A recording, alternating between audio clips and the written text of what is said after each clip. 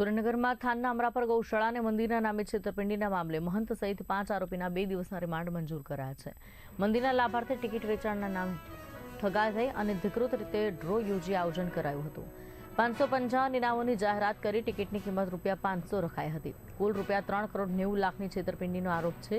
આ મામલે કુલ 7 લોકો સામે ફરિયાદ નોંધાઈ છે। રામદાસ બાપુ, લખધીર કારેલિયા, સુરેશ ઝરવરિયાને ઝડપી પાડવામાં આવ્યા છે। મેરા ડાભી, નરેશ સોલંકીની અટકાયત થઈ છે। ફરાર આરોપી રમેશ જેજરિયા અને હીરા ગામભાડિયાની શોધખોળ ચાલુ છે। પોલીસ દ્વારા વધુ તપાસનો ધમધમાટ શરૂ કરાયો છે। ગત તારીખ 15/1/2026ના રોજ થાનગઢ પોલીસ સ્ટેશન વિસ્તારમાં તરણેતર જે ગામ આવેલું છે ત્યાં એક લોટરી અને ડ્રો બાબતેનો એક બનાવ બનેલો હતો।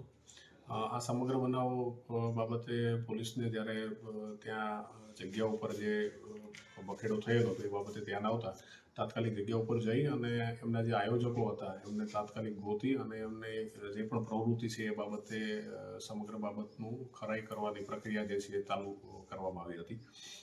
ત્યારબાદ ખરાઈના અંતે એવું ધ્યાનમાં આવેલું કે આજે રામદાસ બાપુ જે પોતે ત્યાં અનસુયા ધામ કરીને એક આશ્રમ ચલાવે છે અને ત્યાં એમના આશ્રમની એક ગૌશાળા બાબતેનું જે છે એ ફંડિંગ ભેગું કરવા માટે થઈ અને ત્યાં ડેવલપમેન્ટ કરવા માટે થઈ અને પોતે પૈસાનું એક ફંડિંગ ભેગું કરતા હોય એવી એમને એક વાત કરેલી અને એના આધારે એમણે જે છે એક લકી ડ્રોની આખી જે છે એ યોજના ઘડેલી। આ યોજનાની અંદર અન્ય બીજા 6 વ્યક્તિઓ જે લોકો પોતે આમાં આયોજક તરીકે જોડાયેલા હતા અને ત્યારબાદ અલગ અલગ જગ્યાએ સ્ટોલ લગાવી અને સ્ટોલની મદદથી એમનો જે ટાર્ગેટ હતો કે ₹500ની એક ટિકિટ લેખે 1,25,000 ટિકિટ વેચવાનો, એની સામે એમણે કુલ 62,000 ટિકિટ જે છે એ આજુબાજુના જિલ્લા અને સમગ્ર પંથકમાં વેચેલી હતી અને એમાંથી જે પણ પૈસો ભેગો થયેલો એ પૈસાનું મિસમેનેજમેન્ટ કરી અને જે છે એ પોતે પૈસા બાબતેની ગેરરીતિ એમણે આચરેલી હતી।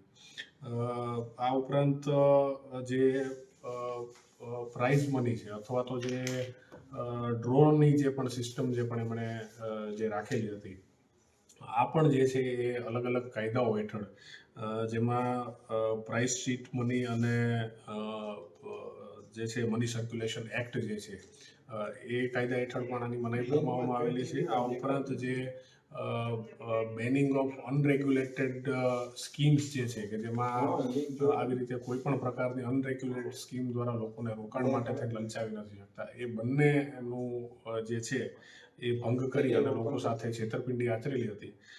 જેના આધારે થાનગઢ પોલીસ સ્ટેશનમાં ગત તારીખ 17/1/2026ના રોજ આ બાબતે બંને કાયદાઓ અને BNSની સંલગ્ન જે કલમો છે એના હેઠળ ગુનો દાખલ કરવામાં આવ્યો।